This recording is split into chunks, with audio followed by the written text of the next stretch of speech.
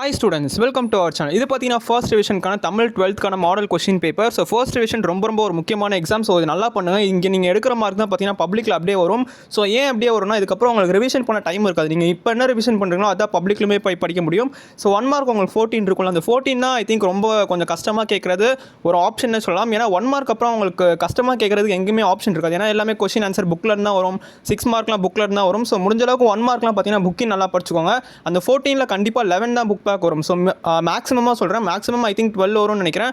But 11 தான் I think book back வரும். So மீதி 3 பார்த்தீங்கன்னா நீங்கள் சென்டம்லாம் எடுக்கணும்னா கண்டிப்பாக நீங்கள் புக்கிங் படிச்சு ஆகணும். ஸோ அந்த பாக்ஸஸ் ஆத்தர்லாம் இருப்பாங்களா, ஆசிரியர்கள், ஸோ அவங்க நூல் குறிப்பு, ஸோ இதெல்லாம் நல்லா படிச்சுக்கோங்க. திருக்குறள் நல்லா படிச்சுக்கோங்க. மனப்பாடம் நல்லா படிச்சுக்கோங்க. புக் பேக்கில் இருக்க கொஸ்டின்ஸ்லாம் நல்லா படிச்சுக்கோங்க. அது மட்டும் இல்லை, அணிலாம் நல்லா படிச்சுக்கோங்க. நிரல் நிறை அணியாக இருக்கட்டும், உவமை அணியாக இருக்கட்டும், உவகை அணியாக இருக்கட்டும், சொற்பொருள் பின்வரும் நிலை அணியாக இருக்கட்டும். ஸோ அது மாதிரி பார்த்தீங்கன்னா ஸோ இந்த 6 மார்க்லாம் நல்லா பார்த்துக்கோங்க. 6 மார்க் கண்டிப்பாக 3 வரப்போகுது. ஸோ 3ல் பார்த்தீங்கன்னா கண்டிப்பாக திருக்குறள்லேருந்து ஒன்று வரும். ஸோ இதெல்லாம் நல்லா பார்த்துக்கலாம். நீங்கள் நிறைய மார்க்ஸ் ஸ்கோர் பண்ணிடலாம். All the best.